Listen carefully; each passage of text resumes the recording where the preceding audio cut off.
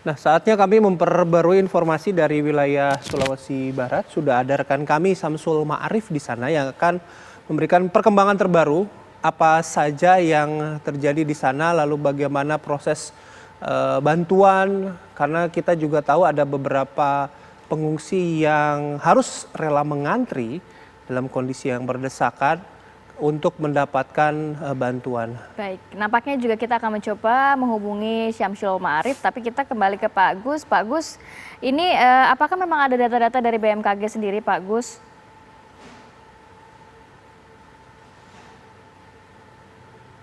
Iya, Pak Gus, masih bersama kami, Pak Gus? Halo Pak Guswanto. Dulu. Ya baik, kalau kita melihat nih saat ini Bayu yang kita tayangkan adalah kondisi di tempat pengungsian ya. Nampaknya juga di pengungsian ini kemarin kita sempat berbincang, menyatakan bahwa ada kekurangan air bersih, bahkan kekurangan popok, kekurangan juga kebutuhan untuk anak dan juga balita yang ada di sana. Betul. Kami mencoba kembali menghubungi Pak Guswanto. Pak Guswanto.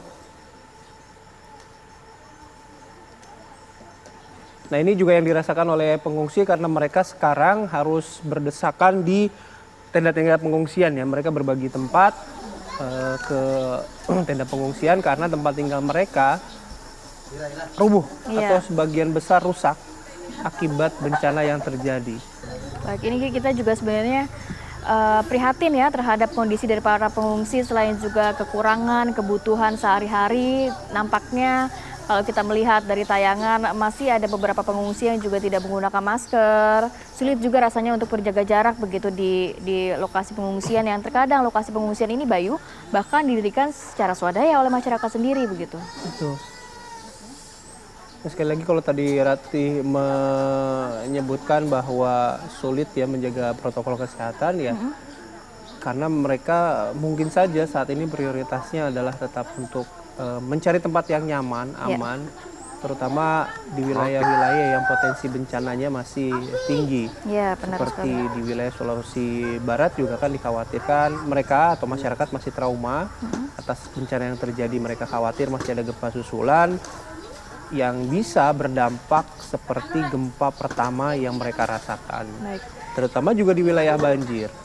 Mereka juga masih khawatir apabila kembali ke permukiman, banjir kembali akan datang karena melihat intensitas hujan yang turun di sekitar wilayah mereka ini masih dalam kondisi yang cukup tinggi sesuai dengan prediksi yang disampaikan oleh BMKG. Baik, nampaknya juga ini semua pihak begitu ya, baik dari pemerintah pusat, kemudian juga pemerintah daerah, berbagai elemen masyarakat sudah bahu-membahu ini untuk memberikan bala bantuan. Tapi walau memang keadaannya memang akses jalan yang terkadang terputus, itu yang menjadi kendala dari para relawan begitu ya yang memberikan bantuan. Oke, sekarang kami akan mengajak Anda untuk memberikan atau bergabung dengan rekan kami, ada Samsul Ma'arif dari Mamuju, Sulawesi Barat untuk memberikan informasi terbarunya pagi hari ini. Samsul.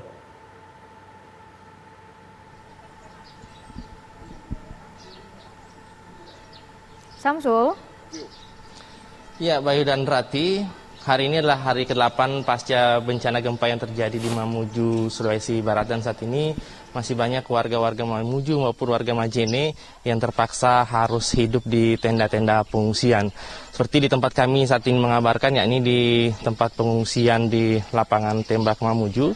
Di sini ada sekitar 26 kepala keluarga atau sekitar 95 jiwa yang terpaksa harus hidup di tenda-tenda pengungsian seadanya. Bahkan di tempat ini dari pantauan kami lihat hanya ada sekitar 4 kompor gas seperti itu yang digunakan oleh 26 kepala keluarga ini untuk memasak kebutuhan makan mereka sehari-hari.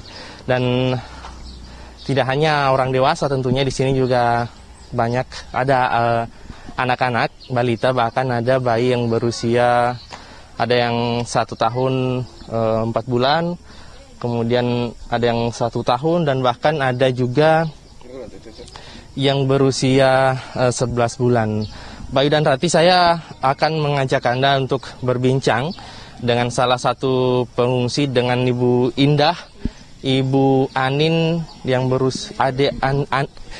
yang berusia 11 bulan, Bu ya. Selamat pagi, Bu. Ya, selamat pagi. Ibu, sejauh ini sampai hari ke-8 pengungsian ini, seperti apa sih sebenarnya kebutuhan-kebutuhan mendasar untuk adik Anin ini, Bu?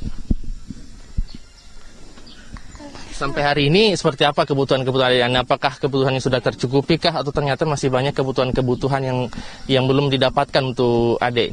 Oh iya, sampai sekarang kebutuhannya masih ada untuk saat ini. Entah kedepannya kayak apa.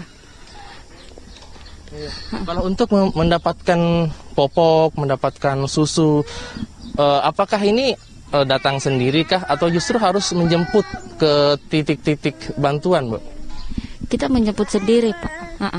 Cari sendiri. Bahkan kadang bapaknya yang pergi, kadang ibu. Karena kalau kita tidak jemput sendiri, kita tidak dapat di sini. Iya. Itu kenapa, Bu? Seperti kenapa harus turun sendiri, Bu? Di sini bantuan tidak masuk, Pak. Iya. Tidak masuk, maksudnya tidak ada bantuan yang datang ke sini, tidak ada. Padahal kan banyak loh, Bu, bantuan-bantuan dari luar. Nggak ada yang sampai di sini, Bu? Ada, Pak, tapi beberapa. Kalau khusus untuk bayi tidak ada. Kalau untuk bayi tidak ada dan harus menjemput. Kebanyakan makanan, stok makanan begini kan. Kalau untuk bayi enggak, kita cari sendiri. Kalau selain popok, selain susu bayi, apa-apa, Bu, yang sebenarnya menjadi kebutuhan untuk adik-adik bayi di sini? Minyak telon, bubur, susu, sama apa juga, pakaian. Sama pakaian bayi. Nah, ini kan tidur di tenda-tenda seadanya. Bahkan kemarin juga sempat hujan, Bu. Kemarin sore sempat hujan. Itu sebenarnya kondisinya seperti apa sih? Mungkin bisa Ibu gambarkan pengalaman Ibu.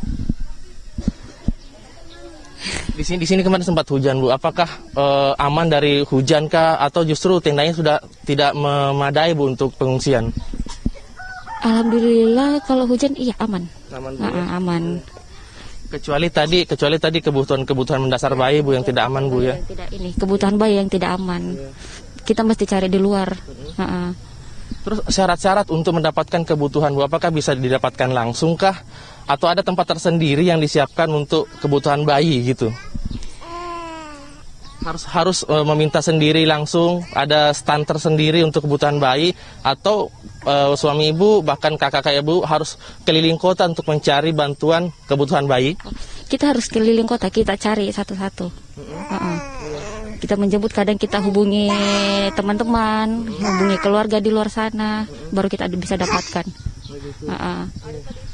Ibu, informasinya kemarin sempat aman nih, Bu, bantuan di sini, tapi sekarang sudah terkendala lagi, Bu? Iya, terkendala. Karena bisa jemput partai. Gara-gara ini kemarin kan ada posko Golkar Sulsel. Pas itu masuk, bantuan masuk nggak ada, bantuan kesini nggak ada lagi. Oh, jadi setelah ada satu posko, itu anggapan orang lain bahwa posko di sini aman, ternyata tidak aman, Bu, ya? Posko di sini aman, ternyata tidak. Mereka salurkan ke pemukiman. Setidaknya kita kan diprioritaskan di sini. Tapi mereka lebih ke pemukiman. Bahkan dapur umumnya dipindah ke sana. Oh, awalnya ada dapur umum kemudian dipindah. Ibu, apakah dengan 4 kompor ini itu cukup, Bu, untuk 26 kapal? Apakah ini dipakai bergiliran kah atau seperti apa pengaturannya sih, Bu? Dipakai bergiliran, Pak. Karena kalau mau ini bersamaan kan tidak bisa. Kadang juga kita makan ramai-ramai. Begitu. No. Nah, untuk susu adik Anin ini, apakah Ibu saat ini masih ada persediaan kah atau bahkan sudah menipis dan harus berencana untuk turun lagi nih ceritanya untuk mencari di kota-kota? Alhamdulillah untuk saat ini masih cukup. Entah kedepannya seperti apa. Kalau Ibu lihat persediaan yang Ibu punya tahan berapa hari, Bu? Paling beberapa hari. Kalau untuk 1 minggu ke depan enggak tahan. Oh, untuk 1 minggu, tidak sampai 1 minggu persediaannya, Bu? Iya. Ini kan ada beberapa ibu-ibu yang lain. Bagaimana dengan persediaan mereka? Apakah misalnya kalau Ibu kehabisan, yang lain masih ada, saling berbagi gitu, Bu? Kita saling berbagi. Misalkan mereka butuh, saya ada, kita bagi begitu. Misalkan mereka buburnya sudah habis, saya masih ada, kita kasih. Terus tidak ada gitu Bu? Tidak ada rencana-rencana untuk pindah ke tempat-tempat yang lain Bu? Apa rumah keluarga gitu? Kalau di sini aman Pak. Kalau kita mau ke rumah-rumah lagi kita takutnya ada gempa susulan. Baik, terima kasih Ibu Indah atas cerita-ceritanya adik Anin. Semoga semuanya bisa kembali pulih baik.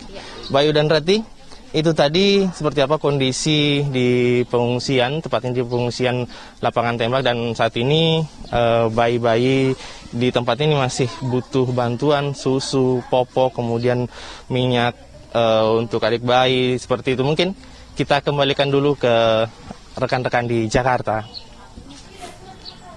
Ya, Samsul Ma'arif mengabarkan langsung dari Mamuju, Sulawesi Barat. Itu tadi poinnya yang disampaikan oleh rekan kami, rupanya bantuan untuk khususnya untuk anak-anak, untuk bayi, balita juga belum didapatkan secara maksimal ya. Ya, bahkan mereka sendiri kalau ingin mendapatkan bantuan harus cari ke titik-titik lainnya begitu ya Bayu, ya, tidak ada yang dikirimkan ke wilayah tersebut. Ya, mudah-mudahan informasi ini bisa didengar oleh siapapun pihak yang terkait dan juga bisa memberikan bantuan sesegera mungkin ya.